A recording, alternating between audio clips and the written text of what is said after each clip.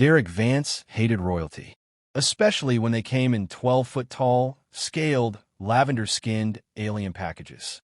He stood, sweat gathering at the back of his neck, in the center of a massive, obsidian-lit hangar.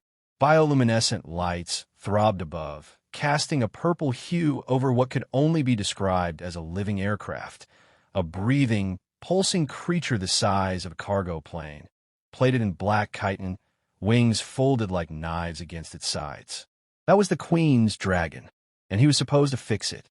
Derek sighed. They didn't mention this in the conscription notice. He had been snatched off a Martian repair yard, drugged, and transported across light years. When he woke up, it was in the hands of the Zalakarian Empire, an interstellar monarchy known for its obsession with bioengineering and conquest. Their technology looked like nightmares, and art made a baby. Now, surrounded by alien engineers and stern guards with gleaming halberds, Derek stood in oil-streaked coveralls, utterly underdressed for the arrival of Queen Xael'thara, the sovereign mind. Her entrance was silence and dread. A great black cloak dragged behind her silver and purple armored frame. A golden circlet glowed on her brow, pulsing in rhythm with the creature's own bionodes. Her voice rang cold and sharp, translated through his neural implant. Human, you were summoned because our royal engineers are limited. The beast has ceased to respond fully to my will. It will not rise for battle. Right? Derek muttered. And you want me to make your flying murder lizard play fetch again? A court advisor hissed, but the Queen raised a hand. You are here to serve. Begin your work. Derek approached the beast carefully. The air around it crackled with dormant energy. He noticed subtle tears along the underwing membrane, and something deeper, a misalignment of neural nodes. Whoever had last calibrated this thing had done it by tradition, not logic. Your engineers treat this thing like a statue, Derek muttered, tools unfolding from his wrist gauntlet. But it's half alive. You gotta listen to it. He rested a hand on the creature's flank. It twitched. Hey there, big guy, he said softly. You're overheating, but they've been overclocking your wing response. Let's see if we can fix that. He popped a hatch groan into the creature's side and reached into a mess of pulsating cables and muscle tissue. Normally, Derek would have gagged, but machines were machines, even if they bled. As he worked, he spoke to it, a quiet, steady stream of words. You're not broken. You're tired. Nobody's listening, huh? I get that. Let's try this. 10 minutes later, he stepped back. Okay, try flapping now. The dragon shifted. Its head turned. Its violet eyes locked onto Derek's. Everyone in the chamber stiffened. The Queen narrowed her gaze. It moved. The dragon uncoiled slowly, stretching its wings. A low rumble rose from its chest. Not anger, but recognition. Then, without a single command from the Queen's circlet, the dragon lowered its head to Derek. He blinked. Did I just do that? The room erupted in chaos. Guards leveled weapons. Scientists gasped. Advisors screamed. The Queen stepped forward, her face unreadable. Impossible, she said. It obeys only me. Derek scratched his head. Maybe it likes me better. The dragon chuffed, a sound almost like laughter. The Queen's expression darkened, but she did not speak again.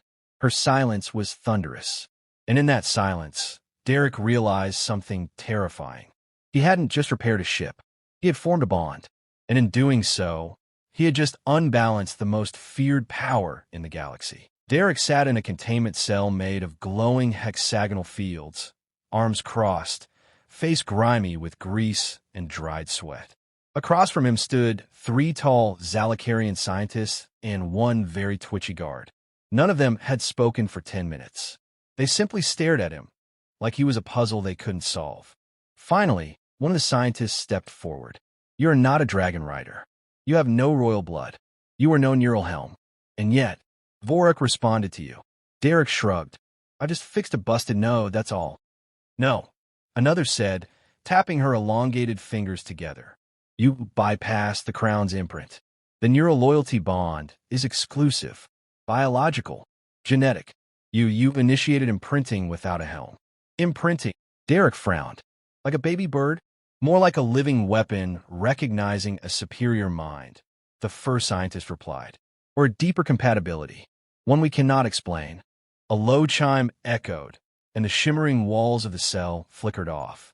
Without warning, Queen Xael'thara entered, flanked by her honor guards. Derek stood slowly. He resisted the urge to salute or bow. It wasn't his instinct. Instead, he nodded. Your Majesty, if this is about your dragon, I swear I didn't steal it. She studied him for a long time. You have done what none in my empire could. You repair my strongest war beast. And it bowed its head to you. He nodded cautiously. Yeah, I talked to it. Treated it like a person. You believe it has a mind? She asked. I know it does. Queen Xael's jaw tightened, but she gestured for him to follow. Come.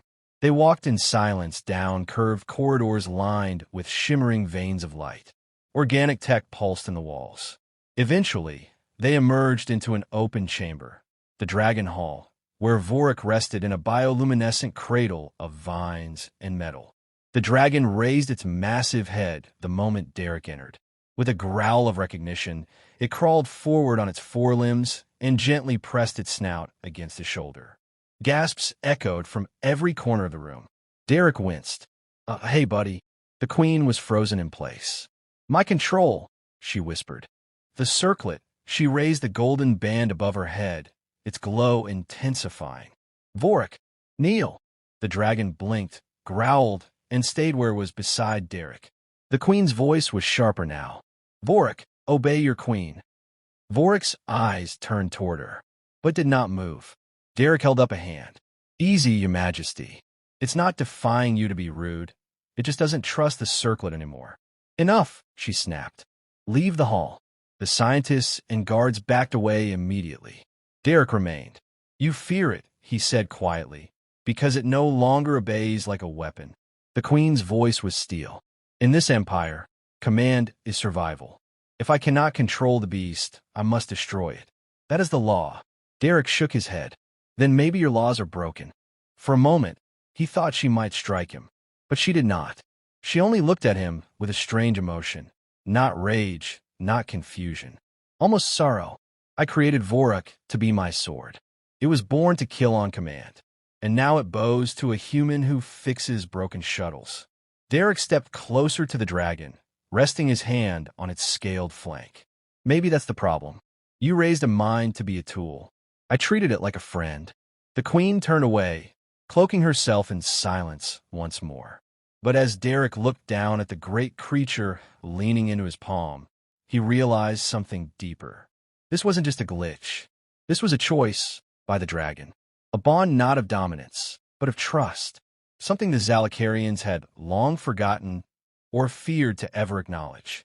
And now, in the heart of an empire built on control, the queen's strongest weapon had found a new master, one who never wanted to be one. The war drums of Zalakar boomed through the sky.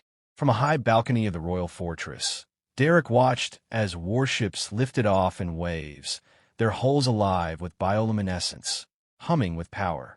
Below, tens of thousands of soldiers marched in perfect formation, clad in living armor that twitched and pulsed as if breathing.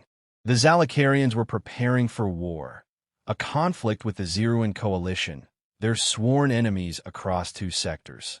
And now, all eyes were on him, or more precisely, on Vhorrak. The dragon curled beside him on the balcony floor like an obedient predator waiting for his signal. Derek felt the tension in the air. He had become a symbol of instability to some, of prophecy to others. The whispers had already begun. The human who commands the queen's dragon. The one not of blood, but of bond. The rider with no crown. He hadn't asked for any of it. He just wanted to go home. Queen Xael'thara approached him slowly, cloaked in ceremonial armor, her silver circlet glowing with psychic fire. You will ride into battle, she said coldly. Vhorrak is required. The coalition has moved into our border systems. Derek turned. And if I say no, then I will command it myself. He looked at her calmly. But you already tried that. It didn't work. Her jaw clenched. This is not about pride, human. This is survival. You may not understand our politics, but if Zalakar loses this battle, millions will burn. Vhorrak was bred to tip the scales. Derek's gaze dropped to the dragon. It looked up at him, eyes calm but alert. Vhorrak doesn't want war, Derek said quietly. He's not a thing. He's a sentient being. Xael's tone turned sharp. Then ask him yourself, mechanic. Ask if he will fight. Derek hesitated, then placed a hand on Vhorrak's jaw. Will you fly with me? Help protect lives. The dragon gave a slow, deep growl. Then it rose, wings stretching out with a roar like a coming storm. Derek turned back to the queen. Then I'll go. But I lead. Not your council, not your generals. Me and Vhorrak together. For a moment, Xael stared, unreadable. Then she nodded once. So be it. The battlefield was chaos. Above the burning skies of the border world Zeruan, 4 Zalakarian forces were locked in a furious clash with Zeruan warbeasts. Towering creatures stitched with plasma weapons and piloted by neural link symbiotes. Derek, riding in a saddle grown from Vhorrak's back, cut through the clouds like a knife, issuing verbal cues and subtle gestures. Vhorrak responded with graceful savagery, dodging blasts, diving through enemy formations, and striking with precision. All around them, Zalakarian ships watched in awe as the dragon executed maneuvers no rider had ever achieved. Derek, crackled a voice over the comlink. You're clearing our flank. How are you doing this? Not doing it, he shouted back. We are. In one daring pass, Vhorrak blasted through a Zeruan command beast's spinal plate with a shriek of plasma flame. The explosion sent enemy units scattering, and the Zalakarian troops surged forward. Below, on the command deck of the flagship, Queen Xael watched the feeds with a clenched fist. Her war advisors looked between one another, some in awe, others in quiet alarm. He's shifting morale, one whispered. The troops call him Skyfire. Dragon Singer, another said. The people, they cheer his name more than yours, Majesty. Xael remained silent, but her eyes narrowed. When the battle ended, victory was total. Zeruan forces retreated across the stars. Vhorrak landed gently on the flagship's deck, smoke rising from his scaled frame, eyes tired but proud. Derek slid from the saddle and was immediately surrounded by cheering soldiers. He raised his hands awkwardly. I'm not a general, he said. I'm just a mechanic. But you listen, one soldier said, and the beast listens to you. Derek looked over the crowd, Zalakarians of all ranks, watching him not as an outsider, but as something new, a bridge, a challenge, a threat. Above them, Queen Xael descended from her platform. Silence fell. She approached Derek slowly, face masked in ceremonial calm. You've won us the battle, she said. No, Derek replied. He did. We did. The queen looked at Vhorrak, then at the man standing beside him. A strange flicker crossed her face, fear, or perhaps the first seed of humility. But in her heart, one thought grew sharp and clear. This human has power no royal bloodline ever bred, and the Empire may never be the same. Derek stood in the heart of the royal palace, a place where commoners weren't even allowed to breathe without permission. And yet here he was, grease-stained sleeves rolled up, leaning against the neck of a massive, battle-scarred dragon, while staring at the Queen of Zalakar across a hall of burning braziers. This wasn't a battlefield anymore. This was something more dangerous. Politics.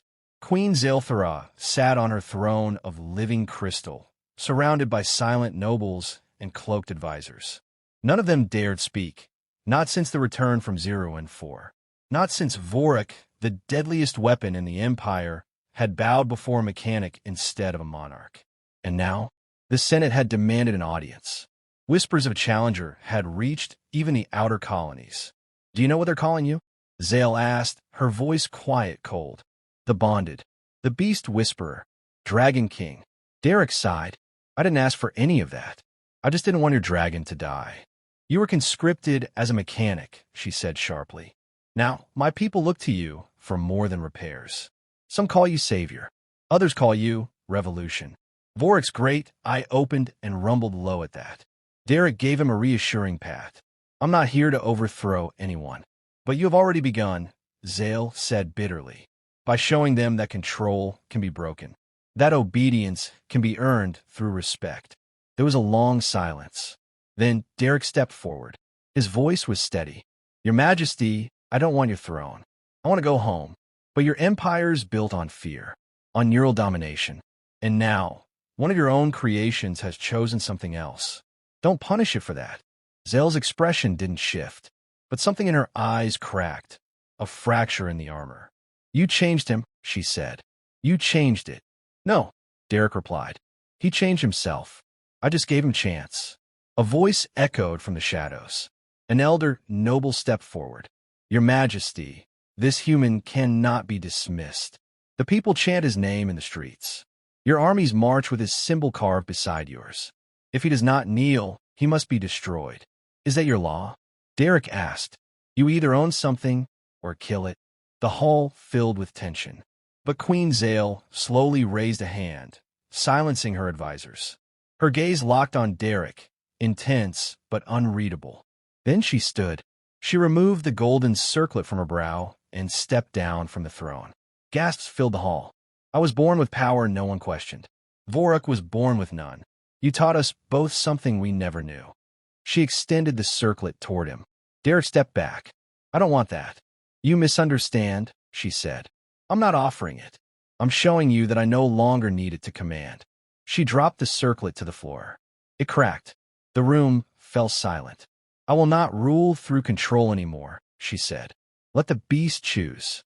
Let the people choose. Let power return to those who have earned it. Derek blinked. You're serious? I'm a queen, Xael said. But if my empire must change to survive, I will be its first student. And in that moment, Derek saw her not as a tyrant, but as a woman standing on the edge of something terrifying, freedom. He nodded slowly. Then let's build something better. Months later, the dragon's roar echoed across the high cliffs of Zalakar. But now, it was not a sound of war. It was celebration. In a central plaza, humans and Zalakarians worked side by side. Bioships were being redesigned, not for war, but for exploration and healing. Vhorrak no longer wore neural chains. He flew freely, a symbol of choice and unity. Derek, dressed in a simple jacket and tool belt, stood beside Queen Xael. They weren't rulers and subjects anymore. They were partners rebuilding a fractured empire. You still want to go home? Xael asked. He looked at the horizon, then at the dragon soaring above it. Maybe someday, Derek said. But for now, I've got work to do. Vhorrak landed beside them with a soft thud, folding his wings. He bowed his head to them both, not out of obedience, out of respect.